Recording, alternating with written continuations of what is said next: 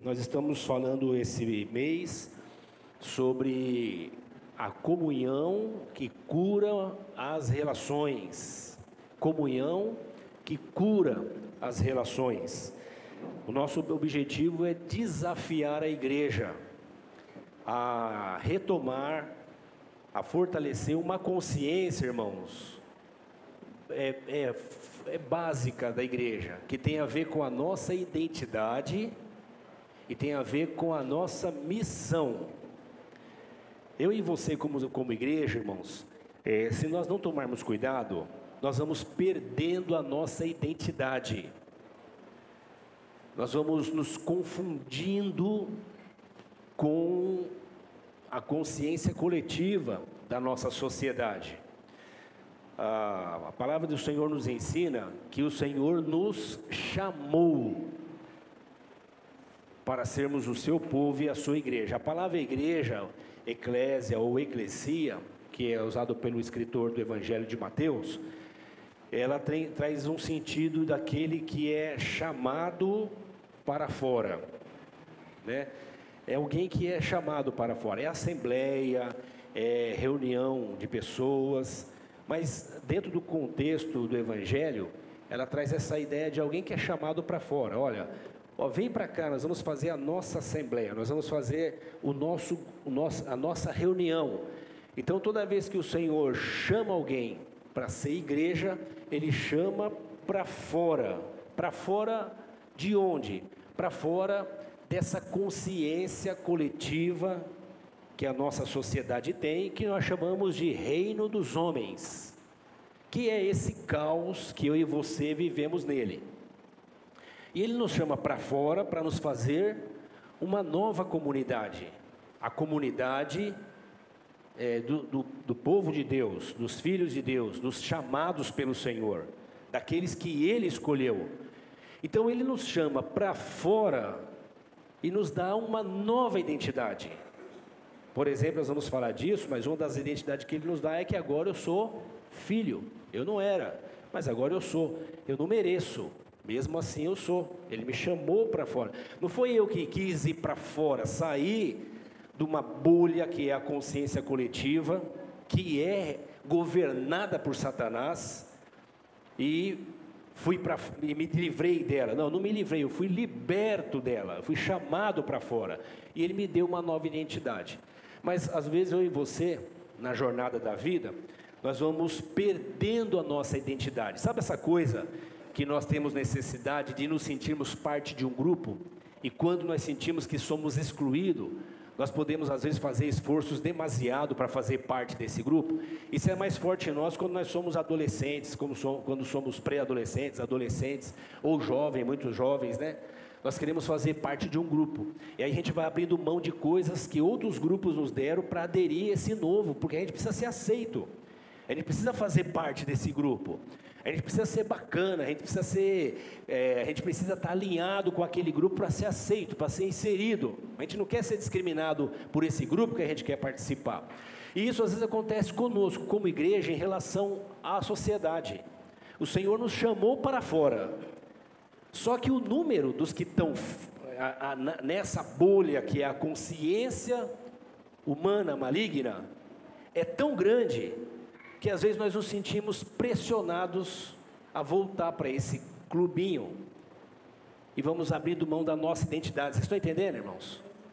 Aí vamos negociando santidade, negociando retidão, integridade, negociando moralidade, vamos fazendo concessões, vamos confundindo misericórdia com permissividade, e vamos fazendo essa concessão. Por quê? Porque incomoda a gente ser chamado de quadrado, incomoda você ser chamado de crentinho ou crentão, incomoda você ser chamado de retrógrado. Vocês são retrógrado, fica se apegando nesse livro antigo, precisa ser moderno para ler a Bíblia. Vamos sendo pressionados pela inteligência da ciência e abandonamos a sabedoria das Escrituras. E tudo isso para fazer parte desse novo grupo. Que grupo? O grupo que Deus nos tirou dele. Não é um negócio estranho? Deus nos tira dele, nos chama para fora, a gente sente a pressão e quer voltar nele para ser aceito. E um dos objetivos das nossas conversas esse mês é nos ajudar a resgatar a nossa identidade. Quem nós somos como igreja? Eu e você somos igreja. Quem quiser ser religioso que seja, é uma pena. Quem quiser fazer parte de um clubinho religioso, que é uma denominação, que seja, é uma pena. Mas o Senhor não nos chamou para isso. Ele nos chamou para sermos igreja, Ele nos deu uma identidade. E quando eu e você recebemos uma identidade, é para, ou seja, tem um propósito. Por que eu recebi a identidade? Com um propósito. Deus não olhou para mim e falou, mas que fofo, nasceu em lar evangélico, ou no berço evangélico, mas que bonzinho, nunca roubou, nunca matou, né? Tipo assim você, né? Nunca fez nada errado, gente boa, vou chamar ele para ele fazer parte do meu clube. E ele se sentiu o máximo. Não, o Senhor não nos chamou para nós nos sentirmos o máximo. Ele nos chamou porque nós não prestávamos. Estávamos perdidos, largados. Nós vamos falar sobre isso. E nos deu uma nova identidade com um propósito. Qual? Cumprir uma missão. E essa missão não tem a ver comigo. Essa missão tem a ver com o outro. Tem a ver com o próximo. Eu sou afetado por isso. E isso me faz muito bem. Mas não tem a ver comigo, tem a ver com o próximo. É sobre isso que nós estamos falando. Sobre a nossa natureza. Nossa natureza significa identidade. A nossa missão é para que eu e você servimos. Você já percebeu que tem pessoas que passam a vida inteira buscando um propósito, lendo livros, os 7 passos não sei da quanto, os 10 passos do autoestima, e eu preciso estar estimulado, eu preciso encontrar o meu propósito. Se você é igreja, você já tem uma identidade. Se você já tem essa identidade, você já tem um propósito, uma missão. Você já tem um serviço a prestar. E esse serviço é para Deus. Só que como Deus não precisa de nada meu e teu, Ele nos deu o privilégio de servir o próximo, que precisa de mim e de você. Amém, irmãos? Identidade. Quem é você? Eu vou lá na igreja, eu vou lá no culto às vezes, meus pais são crentes. Eu lembro que quando eu era garoto novinho, eu ia jogar bola, né? Mas na igreja que a minha mãe ia, não podia jogar bola. Mas aí minha mãe era gente boa demais, irmão. Ela era muito sábia. Falava, mãe, eu vou jogar bola. Ela fingia que não ouvia e deixava eu jogar bola. Só que eu estava jogando bola lá, eu jogava na rua, sabe, né? Paralelepípedo, aquelas coisas assim, né? Aí daqui a pouco eu estava jogando bola lá e eu gostava de ficar no gol. Eu não sei jogar bola, nunca soube jogar bola, não sei até hoje. Então eu ficava lá no gol, que os ruins vão pro gol normalmente, né? O pessoal que é ruim. Né, Thales? O Thales está fazendo assim, ó. Nem para me ajudar, hein, Thales?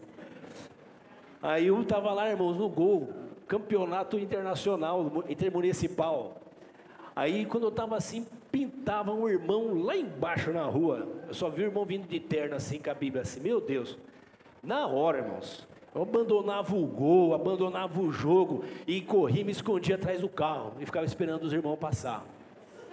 Quando os irmãos passavam, mas aí você é louco, você abandonou, você não pode sair. Não, é que além de eu estar escondendo dos irmãos, eu inventava uma mentira para poder... Como que essas coisas vão atrapalhando a gente na jornada, né? E nós vamos aprendendo que o Senhor nos chamou para sermos, nós temos uma identidade. Isso não tem a ver, à medida que eu fui absorvendo o Evangelho, eu fui percebendo a minha identidade. E hoje eu não preciso me esconder de ninguém. Por quê? Porque eu entendi que o Senhor nos chamou não para nós nos escondermos, mas para sermos luz. Não se pega uma luminária e põe debaixo da mesa, disse Jesus. Pega-se a luminária e põe num lugar alto, assim, igual a gente faz, ó, no teto, para iluminar todo mundo. Então Ele nos chamou, nos deu uma identidade. Hoje, quando eu percebo a minha identidade, isso me traz dois sentimentos. Uma é de humildade e a outra de misericórdia. Humildade porque eu vejo quão grande é o nosso Deus. E misericórdia porque quando eu vejo o outro, eu me vejo no outro. Eu lembro quem eu sou no outro. E no outro, então, eu tenho misericórdia, porque eu lembro quem eu sou. Você se lembra quem você é? Às vezes nós vamos nos esquecendo dessas coisas, né, irmãos? Mas o Senhor nos ajuda a lembrar quem nós somos. Eu quero ler 3 textos com vocês. O primeiro está em Efésios, viu, Gabriel? Ó, Efésios capítulo 2, do versículo 12 ao 19. E depois eu vou dar os outros 2 endereços, mas deixa o Gabriel colocar aqui para a gente ler junto. Esses 3 textos nos falam sobre quem éramos. Esses 3 textos nos falam sobre quem éramos, qual a nossa identidade e qual o propósito de Deus em nos dar essa nova identidade. Quem éramos, nos mostrar a nossa nova identidade e o propósito do Senhor em nos dar essa nova identidade. Efésios 2, de 12 a 19. Isso. Diz assim, vamos ler junto, irmãos? Vamos lá? Naquela época, vocês estavam sem Cristo, separados da comunidade de Israel, sendo estrangeiros quanto às alianças da promessa, sem esperança e sem Deus no mundo.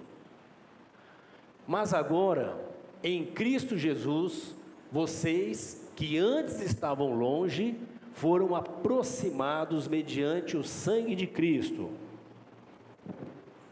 pois Ele é a nossa paz, o qual de ambos fez um e destruiu a barreira, o muro de inimizade, anulando em seu corpo a lei dos mandamentos expressas em ordenanças. O objetivo dele era criar em si mesmo, dos dois, um novo homem, fazendo a paz, e reconciliar com Deus os dois, em um corpo, por meio da cruz, pela qual ele destruiu a inimizade. Ele veio e anunciou paz a vocês que estavam longe e paz aos que estavam perto, os judeus. Pois por meio dele, tanto nós, Paulo está falando deles como judeu, como vocês, ele está escrevendo aos irmãos de Efésios, então os gregos, os gentios, temos acesso ao Pai, por um só Espírito. Portanto, vocês já não são estrangeiros, nem forasteiros, mas concidadãos dos santos e membros da família de Deus. O segundo texto eu quero ler em Gálatas 3, do 26 ao 28. Gálatas 3, do 26 ao 28. Vamos ler, irmãos? Vocês podem ler comigo? Só para, nesse calor, senão nesse calor eu sei que vocês vão dormir, então vamos lá, só para a gente despertar. Todos vocês são filhos de Deus, mediante a fé em Cristo Jesus. Pois os que em Cristo foram batizados, de Cristo se revestiram. Não há judeu, nem grego, homem, nem mulher, pois todos são um em Cristo Jesus. Agora, para encerrar, 2 Coríntios capítulo 5, dos versículos 14 até o 6:2, viu, Gabriel? 5, do 14 até o 6:2.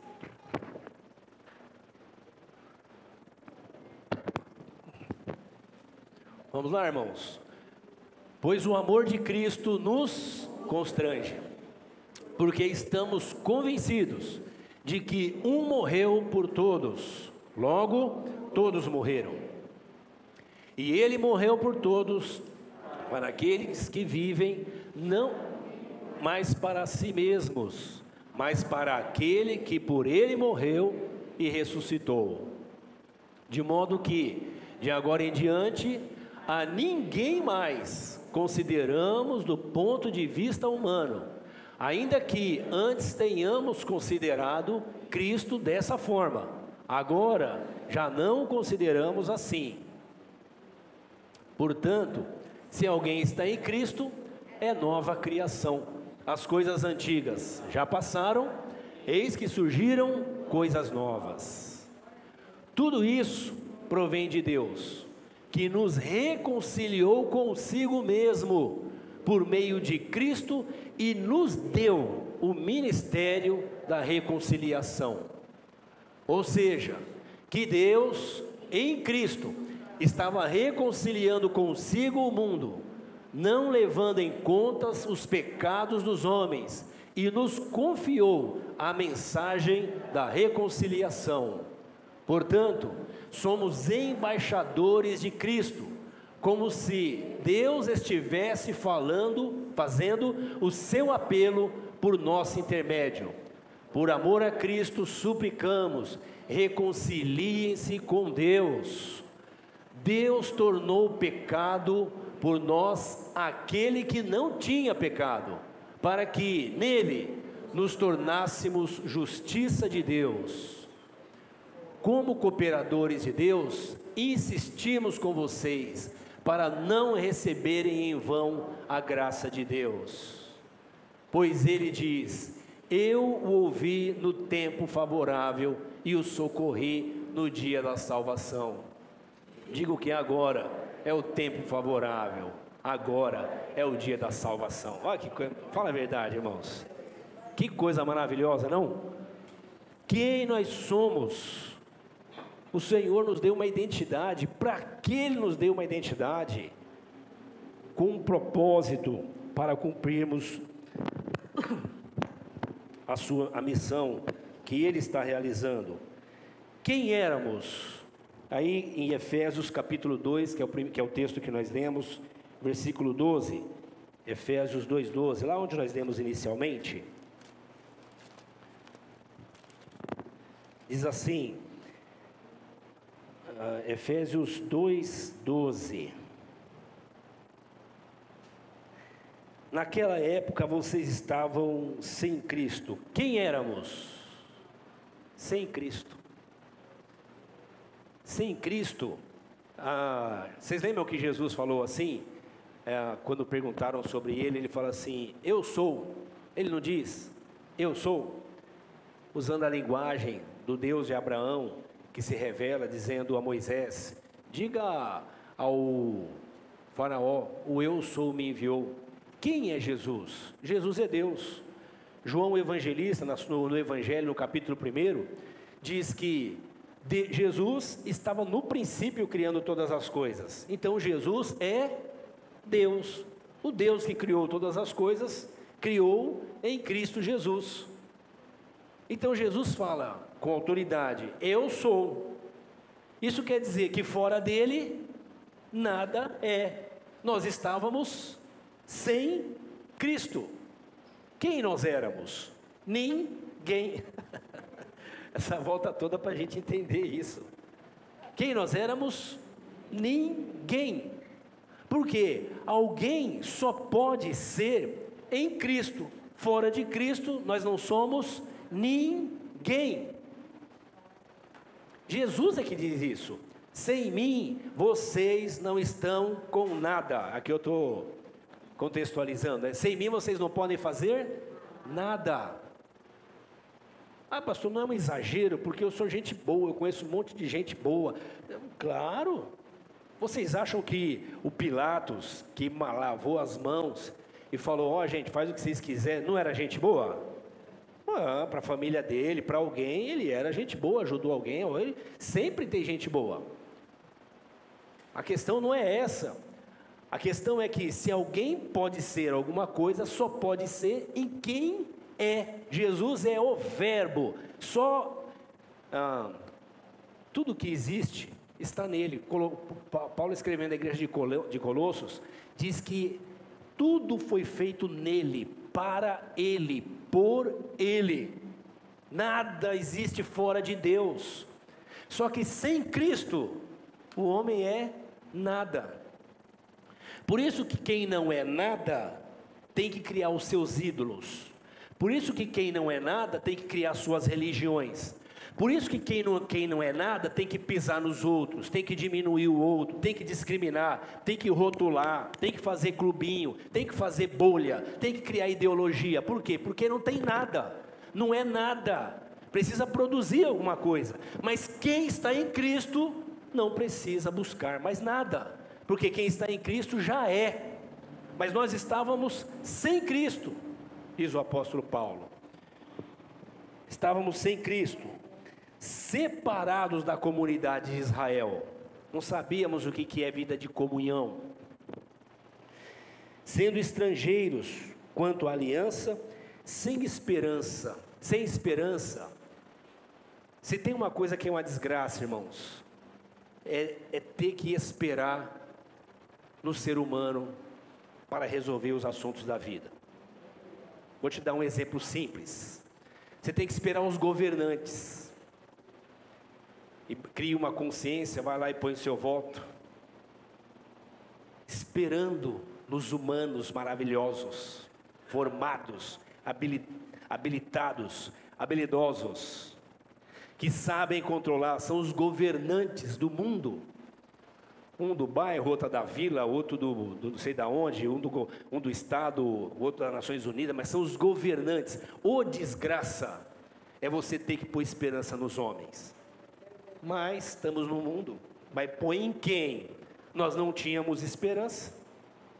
Quando não tem esperança, a sua esperança toda está no voto, a sua esperança toda está no governante, a sua esperança toda está naqueles que assumiram responsabilidades por vocês. Eu e você tivemos pessoas que assumiram responsabilidades por nós, não é assim, irmãos? E glória a Deus que muitos deles responderam bem às responsabilidades que eles assumiram, mas muitos não assumiram as responsabilidades sobre nós, e nós fomos prejudicados por isso, traumatizados, roubados, enganados, não é isso?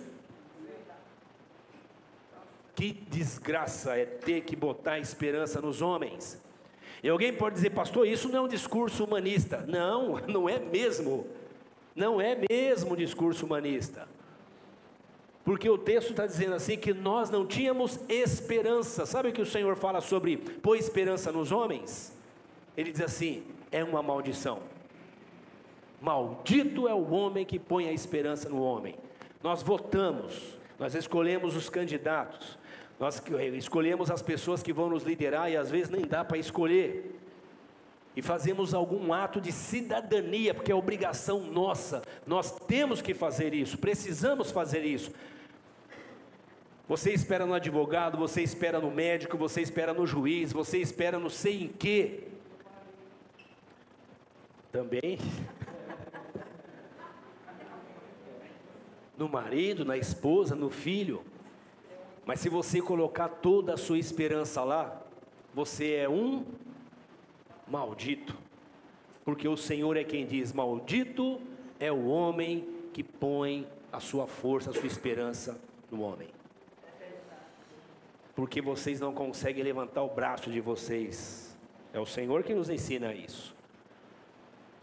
E o que nós fazemos, Senhor, irmão pastor? Não, nós não precisamos fazer, nós já recebemos uma identidade. E com essa identidade vem a esperança. Nós não tínhamos esperança, mas agora nós temos esperança. Nós votamos, nós elegemos, nós encontramos alguém, nós escolhemos alguém, nós buscamos pessoas, nós acompanhamos as lideranças, sejam elas quais forem e de onde forem, mas a nossa esperança agora está em Cristo Jesus, o nosso Senhor.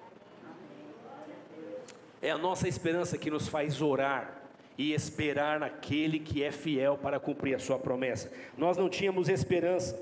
Sem Cristo, desgraçados. Desgraçado é sem a graça de Deus. Olha o que as palavras parecem pesadas, mas é o que está escrito, tá, irmãos? Então, eu posso ler à vontade, né? Sem esperança. Estávamos sem Deus no mundo. Olha aqui, ó. Sem Deus no mundo. Ué, mas não é a Bíblia que ensina que Deus é o dono da boca e conhece, conhece tudo é dele? Ele é o dono da boca, vou usar essa linguagem, pode ser assim, irmão? Ninguém se escandaliza com isso? Os irmãos já estão escandalizados com a minha camisa no dia da ceia, né? É que eu estou feliz, irmãos. A gente volta de férias, volta feliz. Brincadeira, irmãos. Estou celebrando a ceia do Senhor com vocês. E é preciso muito a gente ter essa imagem de ceia. É alegria, não é tristeza, é celebração, porque o nosso Senhor ressuscitou. Estávamos sem Deus no mundo. O que é sem Deus no mundo? É isso, é sem pai. É sem pai, sem mãe, é estar abandonado no mundo. Porque Ele nos abandonou? Não, porque nós o abandonamos. Andar sem Deus no mundo, nas palavras de João, é entender que o mundo está debaixo do governo do maligno. As pessoas dizem assim: eu tenho livre-arbítrio para fazer o que eu quero. Se eu e você temos livre-arbítrio para fazer o que a gente quer, por que a gente faz coisa errada? Nós somos doidos? Não, então é sinal que você não é livre. É sinal que você faz coisa errada, porque alguma coisa te conduz a fazer a coisa errada. Você é vítima? Não, você é responsável. Mas há alguma coisa dentro de nós, que nos afasta de Deus, que nos centra em nós mesmos, e nos faz tomar decisões erradas. E nessas decisões erradas, nós sofremos. Estar no mundo sem Deus, irmãos, estar no mundo sem Deus é estar debaixo do governo do maligno. Nós estávamos no mundo sem Deus. Isso é lembrando quem nós éramos. Amém, irmãos? Estávamos longe, versículo 13 e 14. Estávamos longe, nascidos da inimizade. Olha aqui, naquela época vocês estavam sem Cristo. Versículo 13 aqui, Gabriel. Mas agora em Cristo vocês que estavam longe, ou seja, nós estávamos longe, versículo 14, e estávamos em conflito, estávamos em guerra o tempo todo, em guerra com Deus. Você já ficou bravo com Deus, irmãos? Agora, depois que você nasceu de novo, depois que você já creu em Jesus, depois que você já percebeu que você é um pecador e só Ele é o seu Salvador, mesmo assim, você já ficou bravo com Deus? Vocês são bons mesmo, hein? Eu sei que vocês estão respondendo aqui dentro, né? A gente não fica bravo com Deus, irmãos, chateado? A gente é todo pudico, nós somos todo, né, irmão? Não vou falar nada, Deus sabe, é isso aí. Aquela hora que eu e você ficamos bravos com Deus, era da nossa natureza estar em inimizade com Deus. Inimizade com Deus significa inimizade com a fonte de vida. Sem vida, eu estou em inimizade comigo mesmo. Inimizade comigo mesmo, inimizade com o próximo. Se eu não estou bem comigo, eu vou estar bem com o próximo. Se eu não estou bem comigo, eu vou estar bem com o outro. Não, mais ainda, eu não estou bem com Deus, nem comigo, nem com o outro. E esse mundo que nós estamos aqui, e esse mundo que eu estou falando de sociedade, estou falando essa casa que Ele nos deu, nós estamos em conflito contra Ele. Quem é que contamina a terra? Quem é que destrói a terra? Quem é que destrói os mares, os peixes? Aquelas cenas angustiantes que você vê, ilhas no oceano, ilhas de plástico, ilhas de lixo boiando no oceano. Quem produz aquelas ilhas maravilhosas? Que matam a fauna, destrói a flora marinha. Quem? Os homens. Porque inimizade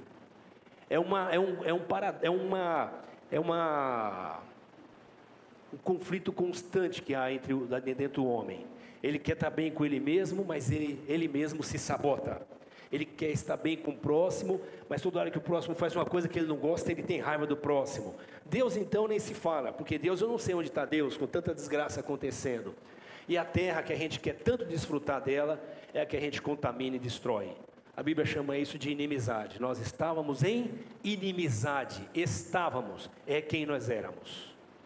Só que se eu e você não lembrarmos disso, nós nos acomodamos com as coisas boas que Deus nos deu e esquecemos de ser gratos, como nós falamos isso no mês passado, no tema do mês passado, quando fizemos revisão de vida. Amém, irmãos? Qual a nossa identidade? Qual a identidade que recebemos em Cristo? Gálatas 3, de 26 a 28, Gabriel, por favor. Qual a nova identidade que recebemos em Cristo? Gálatas 3, 26. Somos feitos filhos de Deus, versículo 26. Todos vocês agora são filhos de Deus, mediante a fé em Cristo. Nós somos filhos de Deus. E isso me blinda para a loucura do mundo? Não. Mas isso me tira da desgraça de colocar a esperança nos homens, ou de ter que esperar apenas nos homens. Mas isso me livra dessa guerra contínua, ou isso estabelece nenhum processo de cura desse conflito contínuo que eu tinha contra Deus, comigo mesmo, com o próximo e com a criação.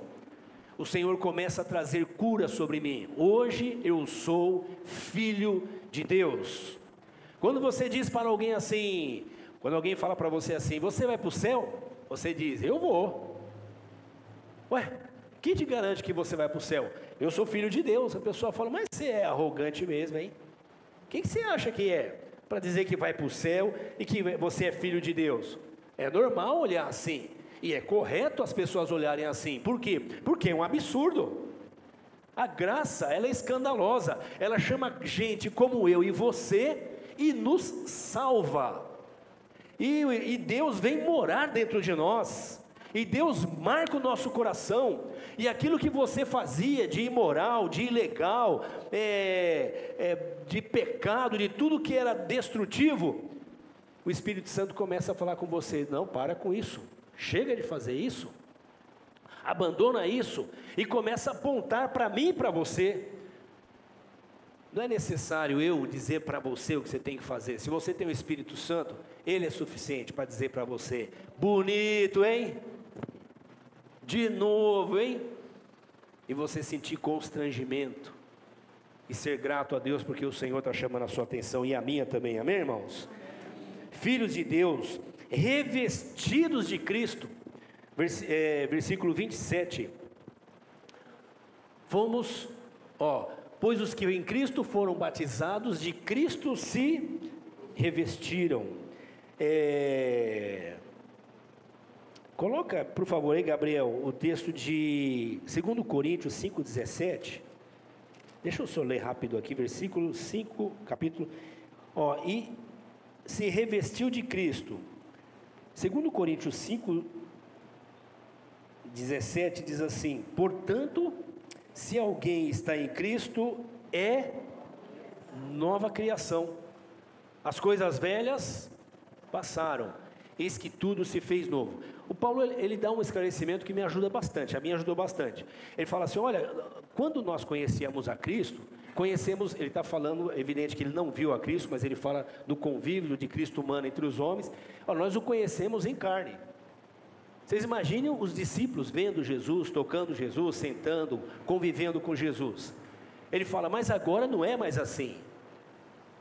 Por quê? Porque Ele é o Deus encarnado. Ele morreu, ressuscitou e agora nós não vemos apenas nessa limitação humana.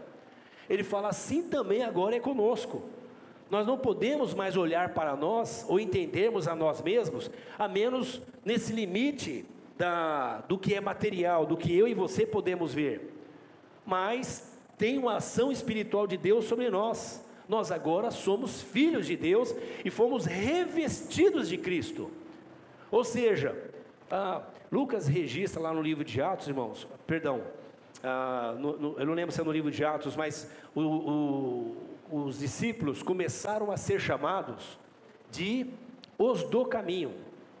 É Atos mesmo, né? Os discípulos, seguidores de Jesus, começaram a ser chamados de os do caminho. Por que os do caminho? Porque quem que era o caminho, irmãos? Jesus. Ser revestido de Cristo é se revestir de uma nova identidade. Nós agora somos nova geração.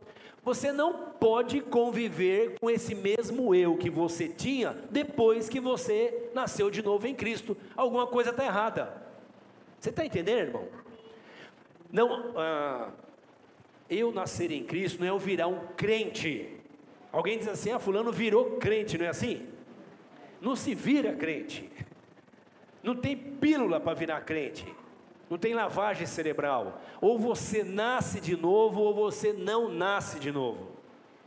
E quando você nasce de novo, o Espírito Santo começa a mostrar para você coisas que você faz e coisas que está em você. Aliás, ele começa a mostrar para você que você é errado. Não é só que você está errado, você é errado. Entendeu isso aqui, irmão? Você é errado, Moisés. Você está todo errado. Então baixa a bola. Tira, sai da mesa de juiz e vem se lavar na palavra diariamente. Se alguém está em Cristo, é nova criação. Quando nós nos revestimos de Cristo, irmãos, se revestir de Cristo aqui é absorver a identidade de Cristo. Absorver a identidade de Cristo. Você é você ainda, mas Cristo agora foi enxertado, foi semeado em você. E agora, essa caricatura de ser humano que eu e você somos, começa a ser transformados e nós vamos ficando parecidos com Jesus. Amém, irmãos? Eu e você temos que assumir a identidade de Cristo, absorver a identidade de Cristo, Ele agindo em mim, Ele agindo em você. O pessoal foi chamado de os do caminho. Por quê? Porque Jesus dizia que era do caminho, e eles começaram a dizer, Jesus dizia que era o caminho, e eles começaram a dizer que eram do caminho. É porque eles andavam com Bíblia na mão? E terno e gravata? Não, não tinha essas coisas, né? Então por que será que eram? Porque eles faziam o que Jesus fazia. Eles estavam vivendo o Evangelho. Isso é identidade, isso é ser transformado, isso é ser mudado. Eles também foram chamados de cristãos. Pela primeira vez deram o nome para eles de cristãos. Por quê? Porque eles estavam vivendo esse Cristo. Ouça bem, meu irmão, presta atenção aqui. Se você não entendeu isso, provavelmente você está perdendo bastante tempo da sua vida. Se você não entendeu isso, provavelmente você está se tornando um religioso plus, ou será que nome poderia dar? Hoje Black é legal, né? Black. Mas se você não se revestiu de Cristo, quando você se reveste de Cristo, você começa a ter uma nova identidade. É assim, ó, você mentia, você para de mentir. Eu não sei, eu tenho uma fraqueza. Tem uma nova linha na psicologia que diz que isso é uma disfunção. Ok, pode dar o nome que quiser, a Bíblia chama de pecado. Não, é uma coisa de rebeldia, que agora tem um nome novo, bacana. Síndrome de insujeição, não sei como é que é, sabe, Rica? É rebeldia. A psicologia deu um nome bacana e você fala: o que eu posso fazer? Eu tenho isso, nasci com isso. Não sei, eu acho que não é o Todd, é um outro. Eu não gosto de me submeter a ninguém, nem a pai, nem a mãe, nem a chefe, nem a diretor. E os psicólogos me disseram que isso é um negócio que está em mim, eu preciso tomar uns remédios. Pode tomar o remédio e faz terapia, mas o nome disso é pecado. Eu não sei, eu tenho um negócio que é só ver alguma coisa assim, eu ponho a mão no bolso e levo. A Bíblia chama isso de roubo. Mas e os especialistas? Eles vão dar um nome bacana. Compulsividade. Eu e você temos ou não? Sim, para comer, para comprar, para cobiçar, para tomar o que é do outro. Compulsividade. Aí alguém fala assim: então, ok, então isso é pecado? Isso é o testemunho do pecado dentro de nós. Eu não consigo, quando eu vou ver eu estou bebendo, quando eu vou ver eu estou jogando, quando eu vou ver eu estou roubando, quando eu vou ver eu estou mentindo, quando eu vou ver eu estou traindo, quando eu vou ver eu estou enganando. Mas a palavra diz assim, que quem está em Cristo é nova criação de Deus. Quem mentia, não mente mais. Quem roubava, deixa de ser ladrão, vai trabalhar para ajudar quem precisa. É isso que a Bíblia ensina. Pastor, não é muito? Eu acho demais. Por isso que nós recebemos o poder de Deus para experimentar Cristo, a identidade de Cristo em nós. Se nós não precisássemos encarnar Cristo, Ele não precisaria ter vindo. Eu e você faríamos uma religião bacana e está tudo certo. Mas Ele precisou vir porque nós não tínhamos conserto. Ele teve que vir e entrar em nós para nos dar uma nova identidade. Isso não quer dizer que eu não vou errar mais, isso quer dizer que errar me faz mal, e eu sinto que faz mal, e eu não quero mais fazer isso, e eu oro ao Senhor, e eu vou me lavar na palavra, porque eu não suporto mais isso em mim. Quando a mentira vier, a cobiça vier, a compulsividade vier, nós vamos ao Senhor: Senhor, me ajuda, eu preciso me revestir de Ti, Senhor. Amém, amados? Isso é identidade. Nós nos revestirmos de Cristo.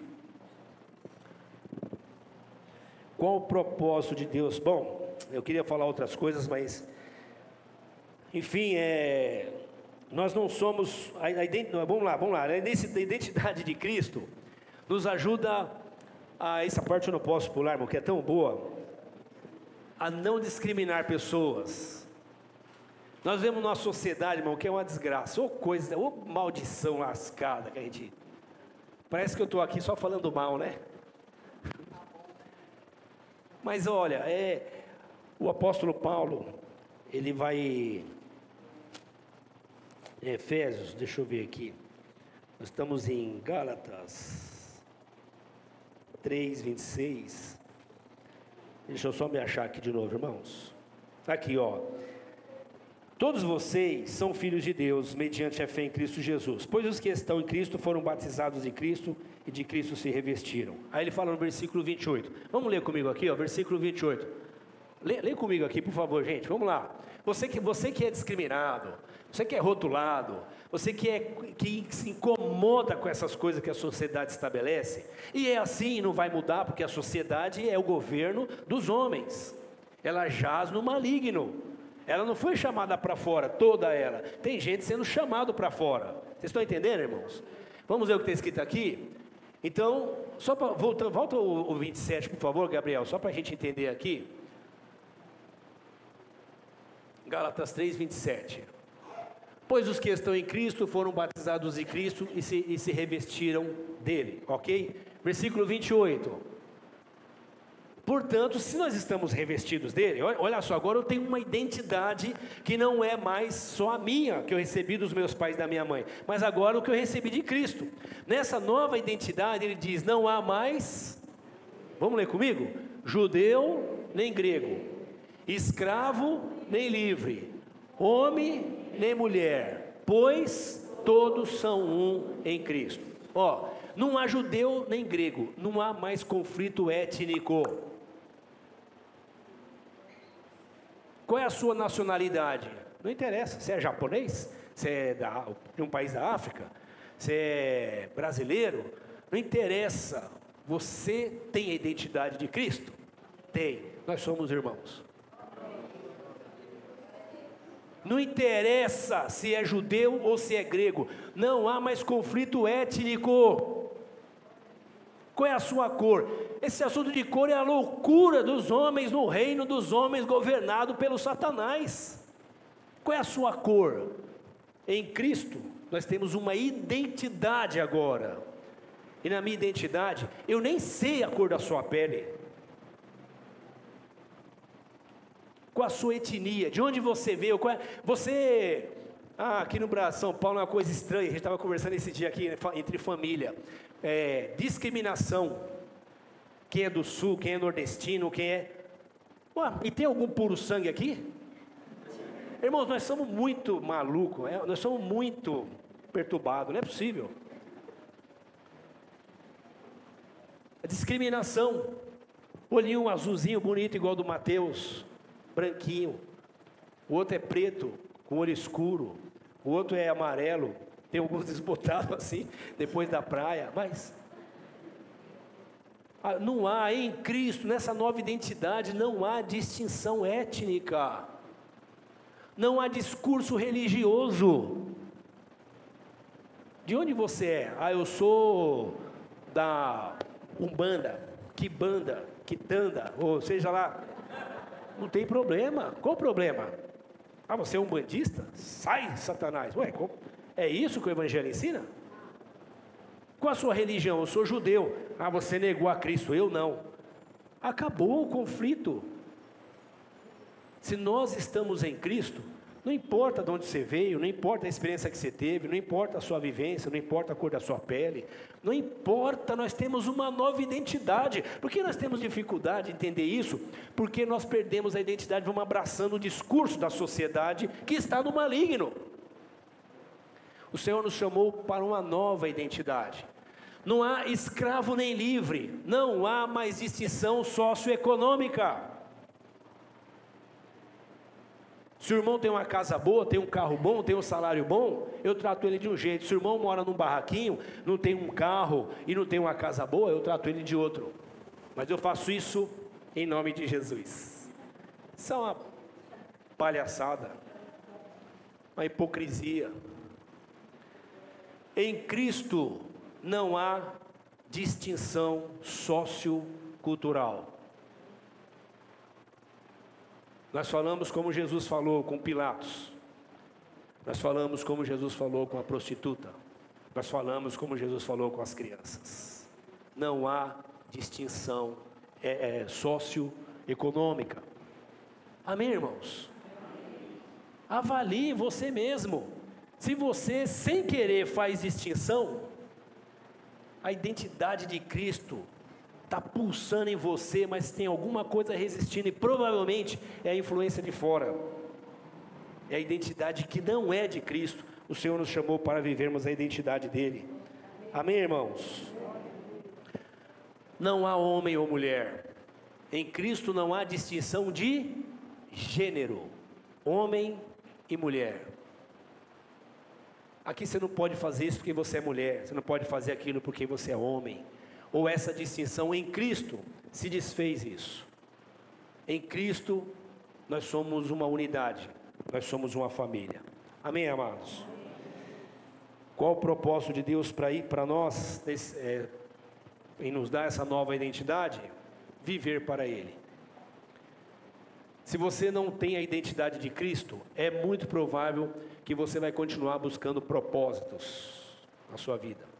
É muito provável que você vai estar vivendo somente para os seus objetivos. Por quê? Porque esse é o discurso da nossa sociedade. Nós estamos no mundo, mas não somos do mundo. Amém, irmãos? Nós estamos no mundo, mas não somos do mundo. Não vos conformeis com esse mundo, mas sejam transformados, mudando a cabeça de vocês. Paulo fala lá em Romanos 12. Mude a sua cabeça para não ficar com o jeitão da sociedade. Jeitão do mundo é o jeitão da sociedade. Normalmente o cristão fala assim: eu não sou igual ao mundo, eu não entro no bar para encher a cara, eu não sou igual ao mundo, eu não vou lá no estádio para ficar batendo em ninguém, eu não sou igual ao mundo, eu não sou um prostituto, eu não fico pegando as menininhas por aí, nem os menininhos, eu não sou como o mundo. Mas as escrituras estão nos falando de consciência, é mais do que esses discursos moraizinhos, que serve mais para dar uma roupa de religiosidade. O Evangelho está falando de natureza, de caráter de Cristo em mim. Se eu não entender isso, eu continuo procurando, eu continuo sem saber quem eu sou. E aí se vem a onda, cada onda que vem, eu vou me encantando com ela. Nossa, estou vendo uns negócios novos agora, um novo mover. Que o mover? O mover do Espírito. O mover do Espírito está desde Atos dos Apóstolos, ele foi derramado faz tempo. O que aconteceu? Não é que agora tem um novo mover, um novo agir, um novo derramar. O pessoal fala bem assim, né? Quando isso acontece? Quando nós não temos identidade. Quando você tem identidade, até o diabo te conhece. Tinha um pessoal, tinha os filhos de um rapaz, eu esqueci o nome dele agora, está registrado no livro de Atos dos Apóstolos, que eles viram uma pessoa possessa de demônio. E aí eles foram lá expulsar os demônios. Aí chegaram lá para expulsar os demônios daquela pessoa, os filhos os irmãos que lembrar o nome do filho de quem que é, vocês falam, é o filho de alguém lá. Mas era um pessoal que estava imitando os discípulos de Jesus. Aí foram expulsar um demônio. Quando foram expulsar o demônio se manifestou com força. Eles falaram assim para o endemoniado: sai, Satanás, em nome de Jesus. Até aí eles estavam indo bem. A quem Paulo prega, começou a ficar longe. Os demônios pegaram aquele homem com força, bateram nos caras, arrancaram a roupa deles e eles saíram correndo pelado. Eles usaram o nome de Jesus e lembraram de Paulo. O demônio respondeu assim: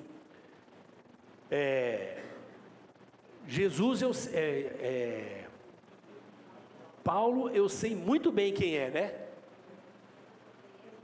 Como é que ele fala? Ele fala assim: Paulo, eu sei muito bem quem é, mas e vocês, quem são? É como que dizendo assim: vocês vêm da carteirada aqui, você é da minha turma, você é dos nossos, você faz parte do meu clube. Quando você tem identidade, até Satanás te conhece. Se você chegar num lugar e houver opressão maligna, pode ficar tranquilo. Quando você chegar lá, a graça de Deus chega junto com você. E a pessoa que está possessa, endemoniada ou não sei o quê, mesmo que não estiver manifestando, a hora que você chegar lá, ele vai sentir a presença de Deus na sua vida, porque você tem identidade. Você é de Cristo Jesus. E o Senhor nos deu essa identidade para cumprirmos uma missão, para cumprirmos um propósito. Eu não estou dizendo isso aqui para você achar que você é muita coisa. Você só é em Cristo, já falamos sobre isso. Amém, irmãos? E qual o propósito? Viver para Ele. E Ele morreu por todos, para que os que vivem não vivam mais para si, mas para aquele que por Ele morreu e ressuscitou. Ele nos deu uma nova identidade para que nós vivêssemos em comunhão.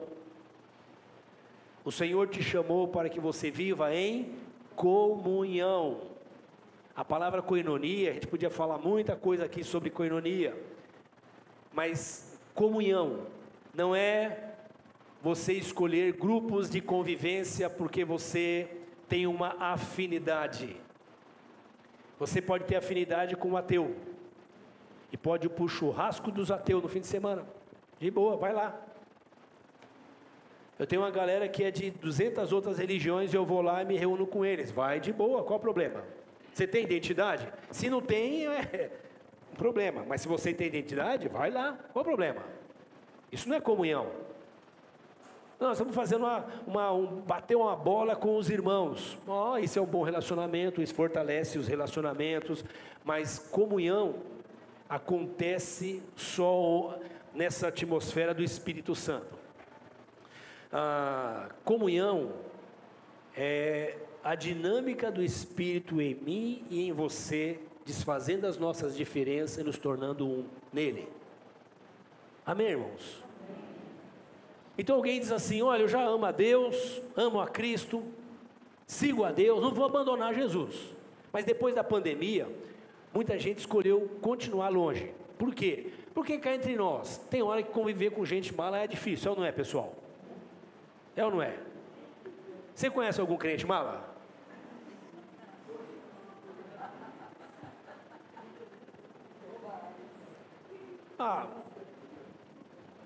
Como a Gica falou no devocional dela, me magoei de novo, chateou de novo, traiu de novo, enganou de novo. Não, essa tá fora. Esse pessoal aqui, vocês são, chega, deu, cansei.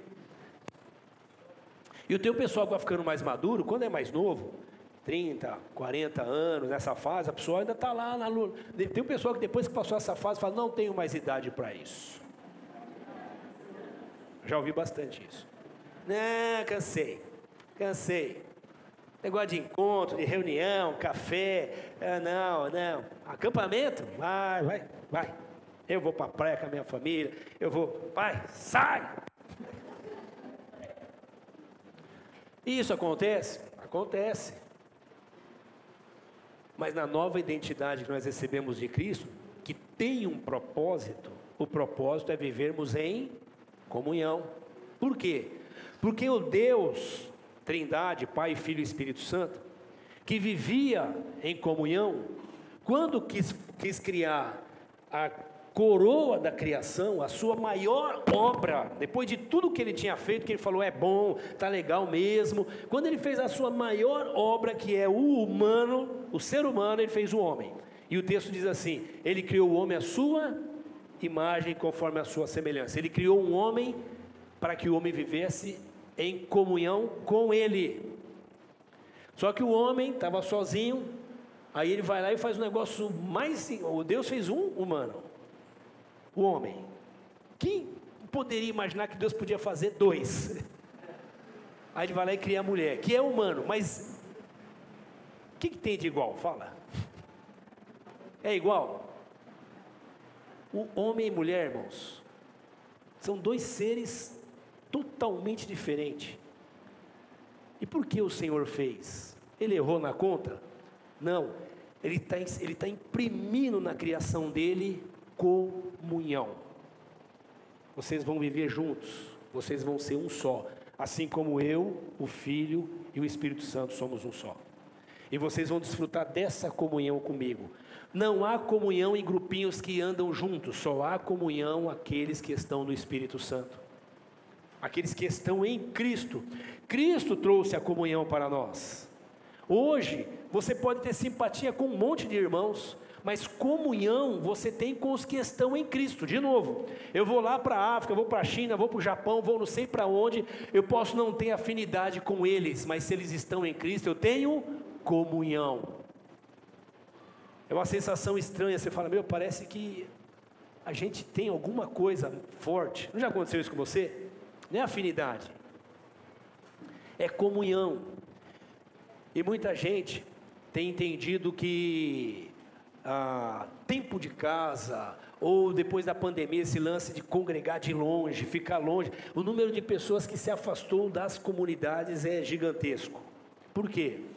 Porque há mais conforto, há mais comodidade em poder conviver com os irmãos, principalmente de longe, pela internet. Ó, o David, matar bonita esse homem, a Solange, matar bonita. Vai se reunir com ele? Calma, eu estou me curando. E essa cura não acaba nunca.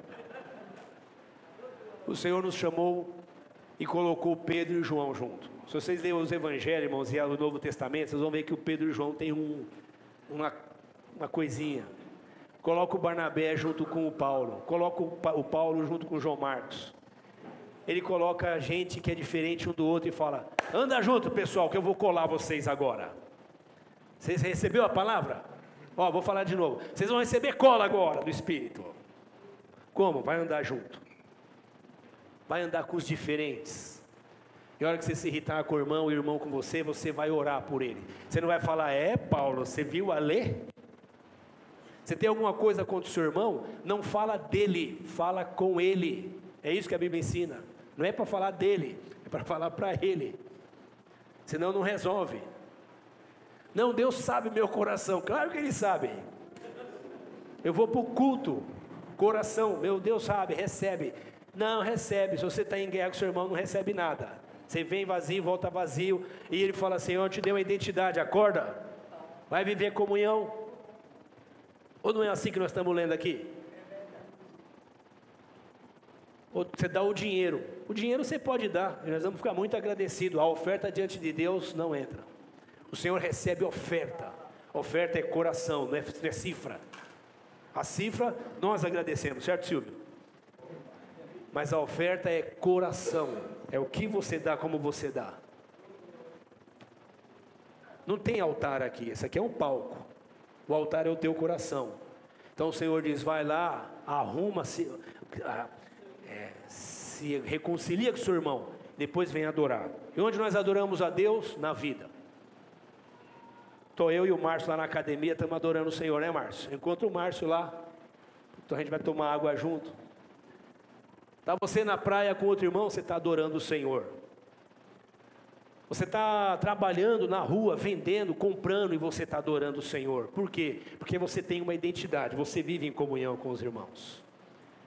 Amém, irmãos? Bom, esse mês nós vamos continuar falando sobre isso. Eu quero orar com você. O Senhor nos deu um ministério, ministério da reconciliação.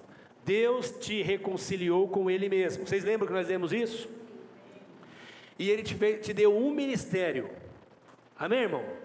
Deus te deu um ministério. Ei, gente, olha aqui. Deus te deu um ministério. Que ministério é esse, pastor? Eu queria ter o ministério do Edão, de tocar, do Mateus, do teclado. Não, Deus deu um ministério universal para todos nós, o ministério da reconciliação. Sabe o que é isso? Se arruma com Deus e ajuda quem está precisando se arrumar. Eu estou em Cristo e na minha casa é uma guerra danada. Pois é, alguma coisa está muito errada aí. É que o senhor não conhece a víbora que eu tenho em casa. O senhor não conhece as coisas que eu tenho em casa. É ministério da reconciliação. O Senhor me reconciliou com Ele. Isso me traz cura. Essa cura vai curando o relacionamento com os que estão ao meu redor. Amém, irmãos? Deus te deu um ministério. Ouça isso, irmão. O Senhor te deu um ministério para você cumprir a missão. Cumpra essa missão com alegria. Seja um reconciliador. Bem-aventurado os pacificadores. Porque o reino de Deus é de quem é pacificador, não de quem é jogador de lenha na fogueira. Vamos orar, irmãos? Vamos orar. Vamos orar. Ai, a gente queria... Vamos ver se a gente vai... Vamos ouvir mais, né? Semana que vem tem mais. Vamos ver se o mês que vem a gente conversa um pouco mais sobre isso. Se o Senhor falou com você, e só se Ele falou com você, se algum momento específico dessa conversa nossa, você sentiu o Senhor despertando a sua atenção, abrindo os seus olhos, fale com Ele agora. Ore com Ele. Não nos adianta ouvir bons sermões, a gente não encarnar eles, absorver, nos colocar diante do Senhor e dizer: o Senhor falou comigo. Feche seus olhos e ore comigo. Senhor, nós te louvamos por essa manhã, por lembrarmos nessa celebração especial que o Senhor nos chamou para a comunhão. O Senhor nos deu uma nova identidade e o Senhor nos deu uma missão. Obrigado, Senhor, por nos dar um ministério, o ministério que nos curou. Agora nós compartilhamos ele com outras pessoas, curando outras pessoas. Obrigado, Senhor, por nos chamar para essa vida de comunhão. Obrigado por nos chamar, Senhor, por essa vida de relacionamento que traz cura. Venha curar, Senhor. Venha curar essa manhã. Venha curar, Senhor, aqueles que estão com os relacionamentos sendo destruídos dentro de casa, com os amigos, com os vizinhos, com os irmãos da fé, no trabalho, na sociedade. Senhor, venha trazer cura aos corações, aos relacionamentos nessa manhã. Que o teu poder de ressurreição, Senhor, se manifeste sobre cada um de nós, para que sejamos curados. Essa cura que nos traz paz e nos traz segurança, essa cura que nos traz humanidade, essa cura que glorifica o teu santo nome. Obrigado, Senhor, por nos dar o poder do seu Espírito Santo, para cumprirmos essa missão impossível para nós, mas que podemos realizá-la no poder do teu Espírito Santo. Senhor, cure os relacionamentos nessa manhã, cure os nossos relacionamentos nessa semana.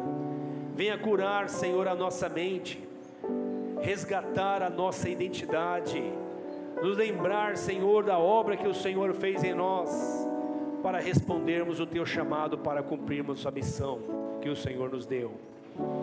Use, Senhor, cada um dos teus filhos para a glória do teu nome. Nós pedimos isso em nome de Jesus.